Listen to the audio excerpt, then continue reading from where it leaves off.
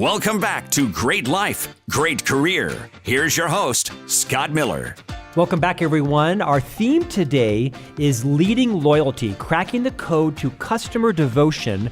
But I also might add, cracking the code to customer and employee devotion. Our second guest today is going to be one of the authors of the forthcoming book called Leading Loyalty, coming out in mid-April. But before that, I'm very excited and really humbled to be with a wise sage. I mean, this person knows people and the value of people inside organizations. Our first guest today is Kris McFarland, the Senior Vice President of Human Resources here at WCF Insurance. Kris, welcome to Great Life, Great Career. Thank you. So honored to have you. Thank you for your team for being so gracious and hosting us today. What a fantastic facility down in Sandy, Utah, just south of our capital, Salt Lake City, on a beautiful spring day. Kris, just before we went on air, you shared a fascinating story during your first week when you joined WCF. You have a long, storied career of people leadership and building cultures, enduring cultures, but a longtime client of FranklinCovey's. Right. But I love the conversation you shared first off the air about your first week in your role here, how you had a luncheon meeting, I think it was, with the CEO. I'd like you just to share that because it's so multifaceted in terms of how every CHRO or VP of HR hopes their first meeting with the CEO goes. You're exactly right. I went to lunch the first week with Ray, and he said, by the way, we have a mission, vision, values committee. And I almost stopped breathing because I was so used, even though I've worked for great organizations, I was so used to having to be the one who carried the mission, vision, values. Ray said, no, we've got a committee, it's functioning, they actually have a budget. Okay, so they're putting their money where their mouth is, and they were working, and it was great. And he said, I want you to chair that committee. And I said, the committee is amazing, and I'll always co-chair it, but you don't want me to chair it. And he kind of looked at me and said, why not? And I said, because if mission, vision, and values just becomes an HR thing, then we've lost. It's got to be integral in everything that we do.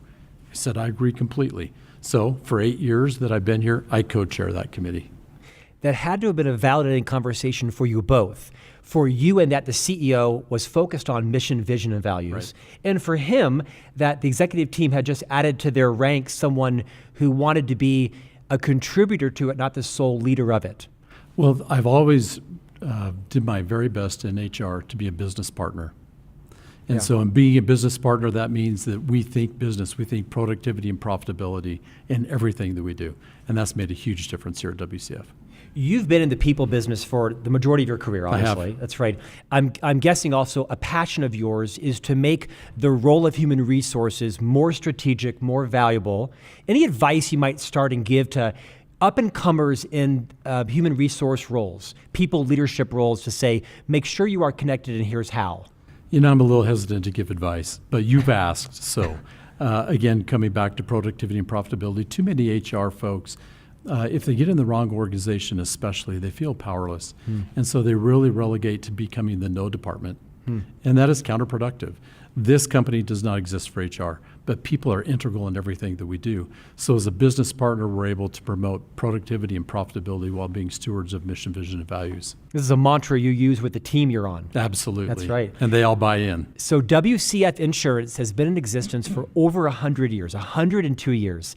Tell us a bit about the legacy and the mission of this organization. That's a great question, because being 102 years old, we're a rock. We're stable, right? There are some claimants we have taken care of for over 40 years. Wow.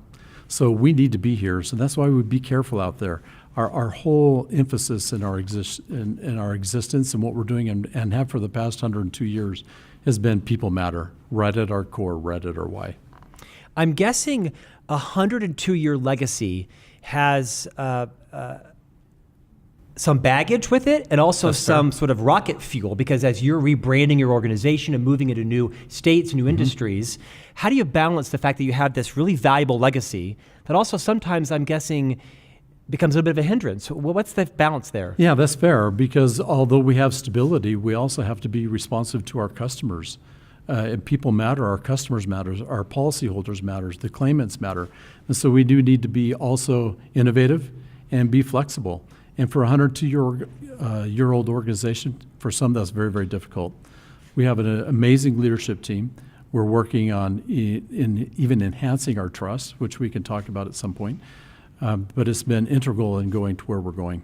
So I was interviewing a very famous but popular recruiter recently, and when I asked him, what is the number one question that candidates ask during an interview?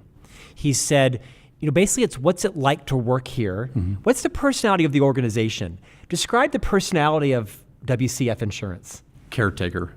Caretaker. We're a caretaker in the community. As I mentioned, we've taken care of some injured workers for over 40 years. We're a caretaker in that our ad campaign isn't come and buy policies from us. It's be careful out there. So we're a caretaker in many, many ways. So in being caretaker, we have to have employees with high integrity who adhere to the values that we aspire to, where people really do matter, who are experts in their jobs. If we're going to be a caretaker, there can't be anybody who knows more about what we're doing in our community than us. My sense from having talked with you off air and gotten to know you a little bit, Kris, is you're a sage and very wise. I wish I'd had you in my career earlier on. Yeah, well, you're being kind. Thanks. No, I'm being accurate. And our theme today, as you know, is this idea of really leading loyalty, both with customers and with employees. What advice would you give to colleagues out there if they want to build a loyal culture with their customers and their employees? What are some practical, experience-based tips you would give people? I think it has to start with the why. I really genuinely do, because people sense, they know your motive, why you're doing what you're doing. And at our heart and our why, people matter here. And so when you do little things all the way through, as you have trust in an organization, then my actions aren't second guessed. And so it's being consistent all the way through with the values and the why that you do. You're listening to Great Life, Great Career. I'm Scott Miller, your host. Our first guest today is Kris McFarland, Senior Vice President of Human Resources at WCF Insurance. Kris, we talk a lot about culture on this program. Right.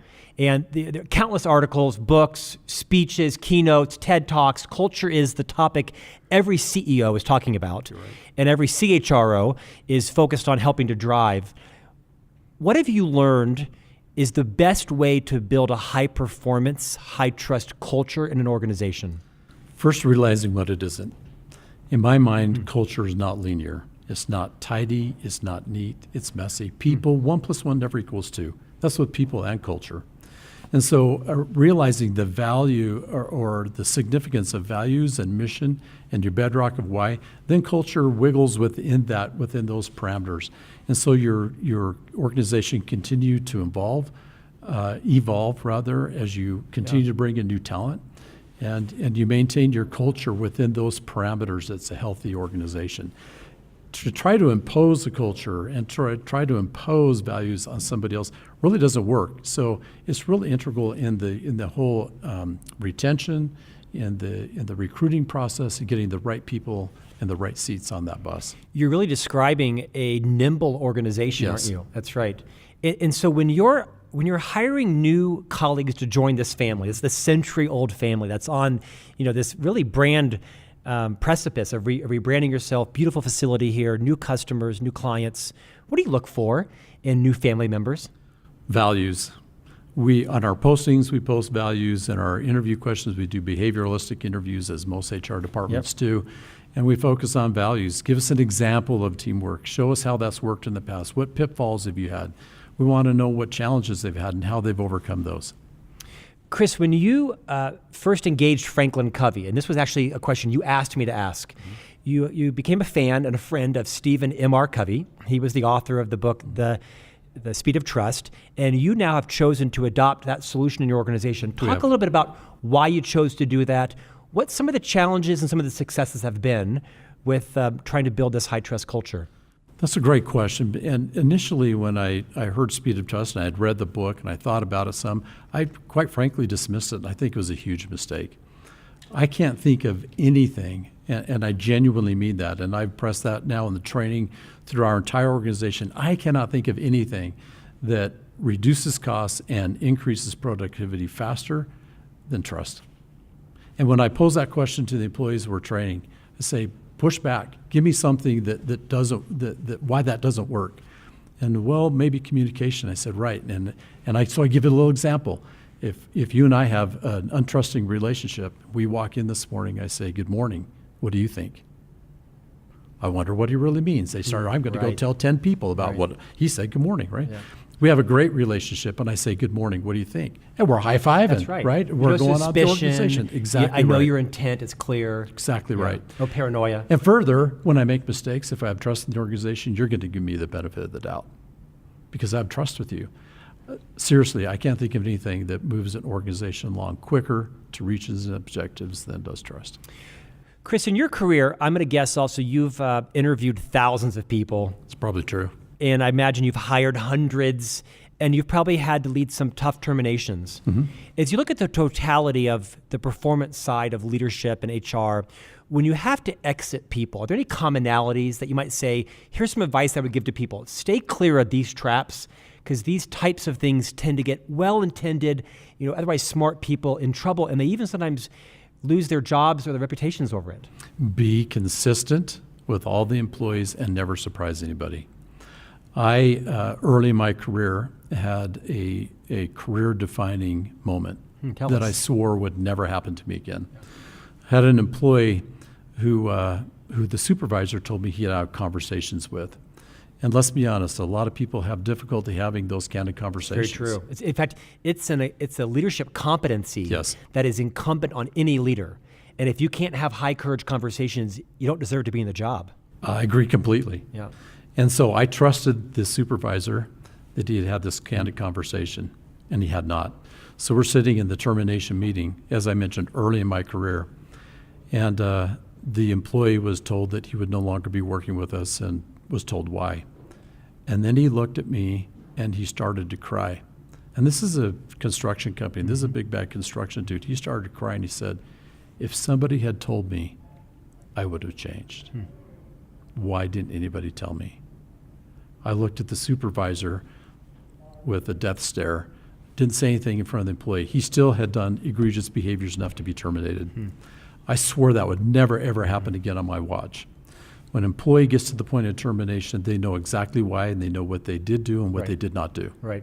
I think I found my father in you, because I think that's such great advice. When there is an ambush during a termination, that is the leader's fault, not the other person's fault. Exactly right. Yeah. And I was complicit in that, and I own it. That has never, ever happened to me again in the last 35 years. Just listening to you, I feel like you could be a great executive coach and mentor to a lot of people out there. I love to coach and You I should love do to that. mentor, and I do that here internally. It's one of my favorite aspects Yeah, I can see about it. HR. I can see it. You've got a couple decades of reps in you, so you've been down the same journey a lot of us are headed down. Well, I've earned this gray hair and these wrinkles. Yeah. Well, I don't see much of that. Tell me, talk about your own leadership journey. What are you most proud of? Don't be humble. I'm not trying to be cheeky. I don't know that I've got it. I haven't attained it yet. I think there's a lot left. I don't know where it is yet. What's the greatest leadership lesson you've learned the hard way beyond the one you just mentioned? It's a great question. Or why do you think you've earned the right to become a senior vice president of human resources? I think there's an issue of integrity and consistency. Yeah. Right? When your word is your bond, Yeah. and I know that's old school, but I don't think that is ever going to be replaced. When you talk to me, I'm going to give you my best thinking. I may be wrong, but I'm going to give you my best thinking, and I'll really enjoy learning from you. Kris, what advice would you give out there just generally to people that are trying to move up in their career from the great careers you've seen, Yeah. you've had one yourself, you're at the senior level? Give us 3 or 4 tips that every grandmother, grandfather, parent, uncle, aunt, boss, leader, college student, everybody listening to this podcast format around the world, give us a couple of actionable tips to say, if you do these 3 or 4 things, you're going to generally have a good trajectory. I have been fortunate in my career. I'm a baby boomer. I kind of hit the seam right. So I've been fortunate to be in senior teams at virtually every company I've worked at. Not a single member of the senior team is there because they whined their way to that senior table. Wind their way. Yes. They were there because they behaved love that. themselves to Yeah. the table. Yeah. Behave yourself to the table. Yeah. Stop complaining. Yeah. You know what? Go to work, do your job, and you know what? It comes around. It does. It absolutely comes around. Work hard, Yeah. have integrity, be consistent, be somebody people can plan on. Never have the attitude of not my job description. And they're just somehow the make it fair gods just align you to get at the table and to be able to have the opportunity. Yeah, I think that's wise. You can identify problems, but you better have some solutions to come along with it. Here. Behave yourself to the table. Yeah. Here's an issue. Here's what we can do. Here's what I've done in the past. Here's what I'd like to try. Let's talk. Why do you not have your own podcast or a column or a book? Because I'm not as good looking as you. Well, you don't need any of it. You don't need that, which I don't have either. But Kris, I'd love to have you back on time. That'd be sometime. great. I think you should write a book. I think occasionally I'm with people who just, you can tell have, a couple decades of really hard-earned wisdom. And those are the best book authors that really have kind of learned it the hard way, that can write it in a way that's identifiable and relatable. So you're kind, thank you. I'll hook you up with an editor. Sounds great. Kris McFarland from WCF Insurance, thank you for joining us today. Great conversation, consistency, productivity, really making sure that everybody is aligned to the mission, the vision, and the values of the same organization, and creating a nimble enough organization that attracts and retains great quality people, 102-year-old organization. Great conversation. Our next guest is going to be Sean Moon, one of the authors of Leading Loyalty, Cracking the Code to Customer Devotion. You're listening to Great Life, Great Career with Scott Miller. We'll be back shortly.